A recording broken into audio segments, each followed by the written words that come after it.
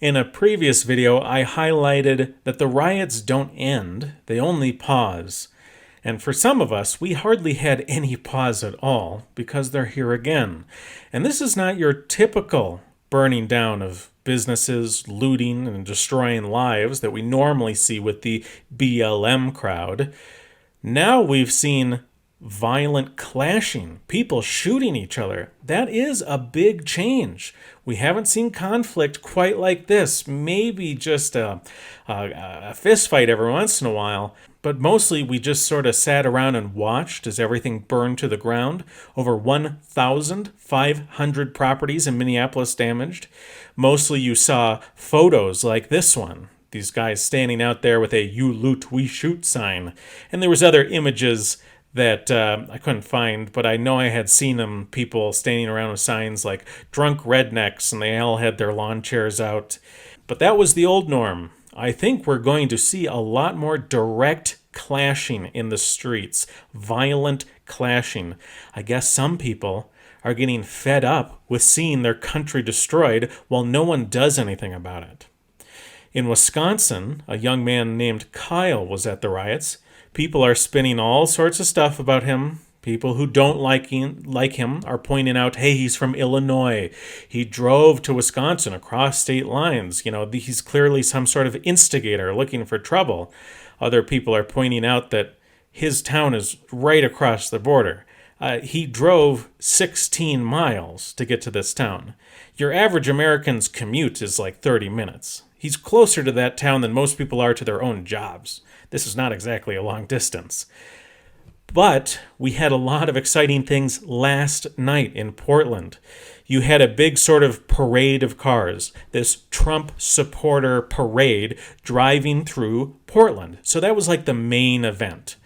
And apparently, one of the BLM or Antifa people was able to rip an American flag off one of the cars or trucks as it passed, and they burned it. Here's the video. They had put it online. But take a look at this clip. We might have to watch this more than once. You can see how the guy in the truck bed and the guy in the street are sort of dancing with each other. They never come to blows. It looks like it started when someone on the street tried to rip down a Trump flag off of the truck. And then, this guy on the street, he's holding like a fighting pose. The dude in the truck bed may have thought of himself as safe, and he ultimately was safe. He did get away just fine. We got to take this more seriously. The dude on the street was in a fighting pose, and if he had been able to grab the wrist of the guy in the truck and pull him down onto the asphalt, not only could the fall seriously hurt him, he would have found himself very quickly outnumbered. And there was a killing last night. Here's the clip.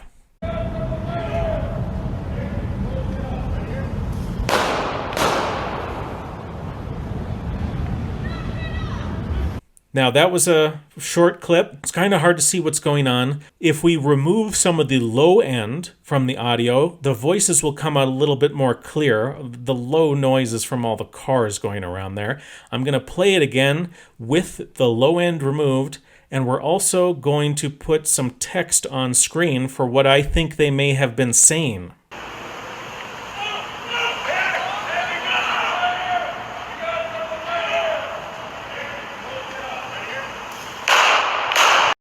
As far as I can tell, they said, hey, we got one right here. We got a Trumper right here. Then a pause, and a different guy, as far as I can tell, speaks, and he says, right here, and then 2 gunshots happen. Now, that's what it seems like to me. I'm not positive. We'll have to wait and see. The man who got shot died in the street.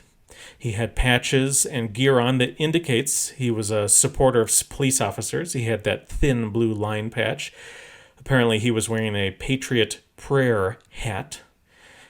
Now, it looks like the shooter here, he ran off. And we have multiple photos and videos that it all looks like the same guy. In fact, if we go back to that first clip, the one with the truck, this looks like him as well. This was earlier in the night, so this was before the shooting. And you can see when he's at these trucks, he's holding his arms kind of odd. When someone's carrying a gun, they will often tend to cradle it. And that's kind of what I'm guessing this guy is doing. He showed up potentially with a plan to use his gun on someone, and he's cradling his gun there, looking around, waiting for something to happen. Now remember, the Trump supporters, this is like their event. So Antifa and BLM rioters are being called counter protesters by the media, right? Because they planned to come and interact with the Trump supporters, right? And interact to a large degree means shouting and spitting and violence. So this guy, may have shown up to do the same sort of thing, but he brought a gun to do it. So he's been sitting around looking for some event to use his gun to attack someone. And finally, nothing happened at the trucks, and he's been waiting, and somebody shouted out to him that they had found a lone Trump supporter away from the action. Bang, bang.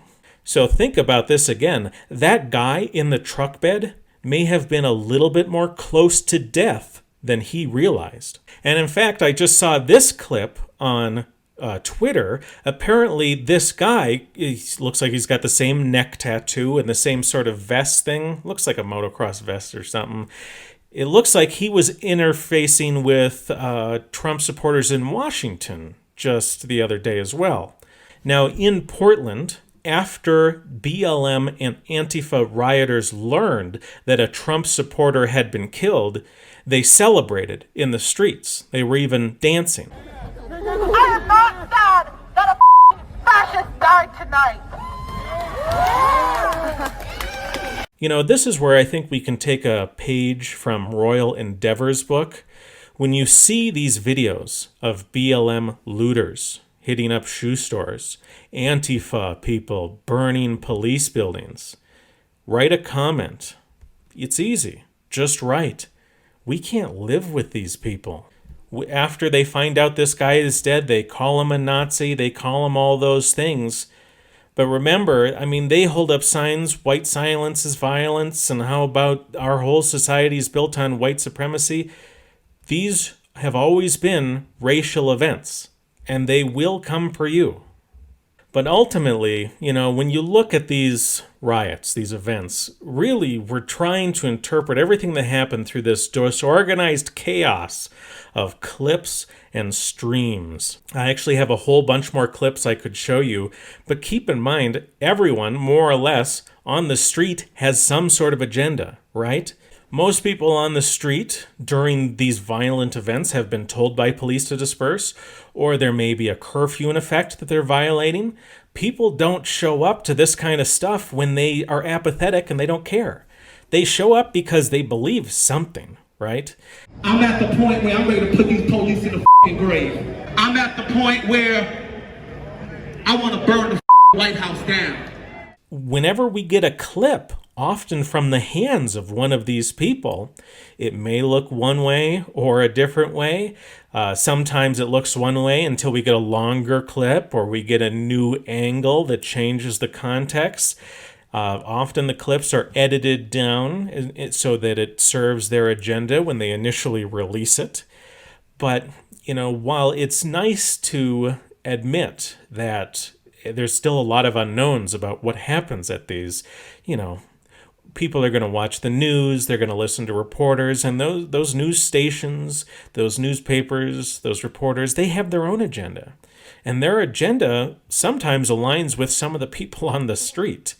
So the news reporters are unlikely to say anything like, oh, it's a chaos of clips and we can't really tell who's to blame.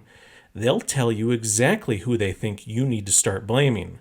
MSNBC will say that an evil white supremacist instigated violence. Someone at Fox might say the innocent BLM crowd was hijacked by white Antifa, depending on who you're listening to at Fox. So the news is always spinning. It's very annoying. Just a few days ago in Georgia, a black man looked for a white person to kill at the AutoZone stabbing. I don't know if you saw that one. It was more of a local news event, I guess. Racial targeting of whites is so typical and constant, it can't really be news anymore, I guess. But here's something that I really believe, and I hope you see it the same way, and it's something I want to close the video on. Many people are holding up Kyle from Wisconsin as a hero. They're giving financial support for Kyle, which is fine. Maybe he is a hero. Maybe he does deserve financial support. But there's a warning I have for you. You may have friends or family who see what Kyle did, and they might decide that they want to be a hero, just like Kyle. And they might come up with a half-baked plan to charge into some BLM crowd and get the tar beaten out of them. Please discourage your friends and family from doing some ill-thought-out, crazy plan. We will see those kinds of people, likely over the next few weeks. I'm going to be a hero type who gets into big trouble. You might see some GoFundMe or other crowdfunding source for the guy who threw himself at the lions needlessly. You know, maybe you do feel bad for him, but he doesn't necessarily deserve your money. I know many of you genuinely care about what's happening, and you may want to make a difference, and finances are a meaningful way to make a difference. But make sure you're donating your money to something that will help. Be selective. Think carefully about who doesn't just have their heart in the right place, but also their head.